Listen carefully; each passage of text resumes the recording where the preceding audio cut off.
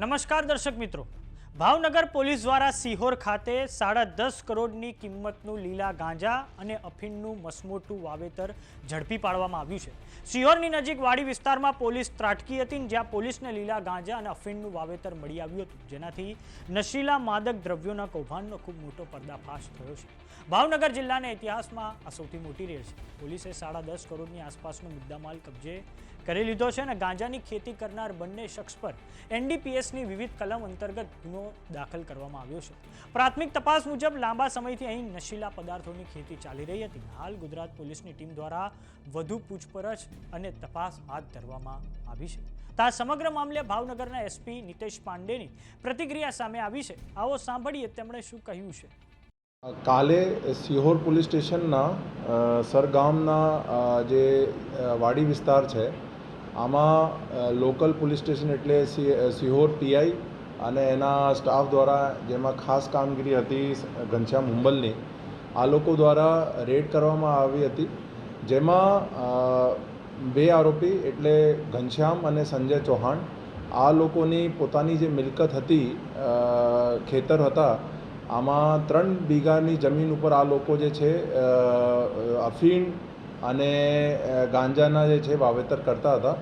તો રેડ પછી જે છે ટોટલ અફીણના છોડ 1100 કેજી જેવા કબજા કરવામાં આવેલ, પછી ગાંજાના જે ટોટલ જે છે લગભગ 20 કેજી કબજા કરવામાં આવેલ અને પોસ્ટ ડોડા પણ જે છે કબજા કરવામાં આવેલ। કુલ મળીને બધું મુદ્દામાલની વેલ્યુ જે છે એ લગભગ 11 કરોડ જેવું થાય છે। આ રેડ પછી બધું કાયદેસર કાર્યવાહી કરવામાં આવેલ અને એનડીપીએસના અલગ અલગ કલમો હેઠળ મુખ્યત્વે કલમ 8BC 15B અને અલગ અલગ કલમો હેઠળ જે છે ગુના દાખલ કરવામાં આવેલ અને બંને આરોપીને અટક કરી લીધેલ છે અને હાલ જે છે તપાસ અમારા એસઓજી પીએસ સુનેસરાને આપી દીધી છે। ને આ લોકો પાસે કોઈ પણ જાતનો પરવાનગી કે કોઈ લાયસન્સ હતું નહીં। આ લોકો જે છે ગેરકાયદેસર રીતે જ એના જે છે વાવેતર કરતા હતા અને આ બાતમીના આધારે પછી જે છે કાર્યવાહી કરવામાં આવેલ છે।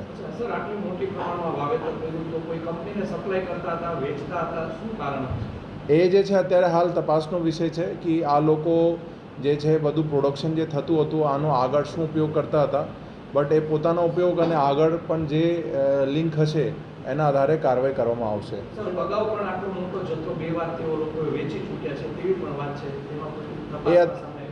એ અત્યારે હાલ તપાસનો વિષય છે કે પહેલાં એને વાવેતર કર્યું હોય અને વેચાણ કર્યું હોય, એ બધા જે છે અમે તપાસમાં એનો અમે ઊંડું જાવીને તપાસ કરશું। હા, એ વજનના આધારે નક્કી થઈ છે। એનો બકાયદા જેટલા પણ એનડીપીએસના કેસીસમાં જે ડ્રગ્સ પકડાય છે એનો પરિપત્ર એક હોય છે અને અલગ અલગ ડ્રગ્સનો શું વેલ્યુ છે એના પરિપત્ર મુજબ નક્કી કરવામાં આવે છે। સેમ રીતે જે અમારા દારૂમાં જે અંગ્રેજી શરાબ છે કે દેશી શરાબ, એના પણ એક પરિપત્ર છે જેના હિસાબથી એનો કિંમત નક્કી કરવામાં આવે છે।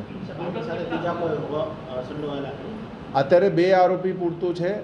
નામજોગ ફરિયાદ આ લોકો વિરુદ્ધ થઈ છે। પછી આ લોકોને આગળ જે તપાસ છે કે આ કોને વેચાણ કરતા હતા એ બધું અમે આગળની તપાસમાં જેના નામ ખુલશે એના વિરુદ્ધ કાર્યવાહી કરવામાં આવશે।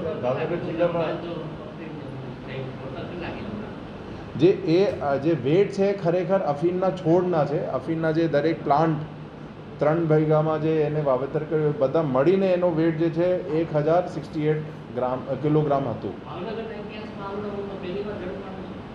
જેટલી મને જેટલું ધ્યાન છે, હું 100% નક્કી શ્યોર નથી, બટ મને લાગે છે કે એ મોટો કેસ છે અફીણનો અને રાજ્યમાં પણ છે જેટલા ટોપ મતલબ મોટા કેસીસ થયા એમાં એનો નામ હશે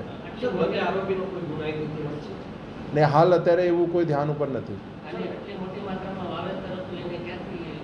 એ બધું જે છે તપાસનો વિષય છે।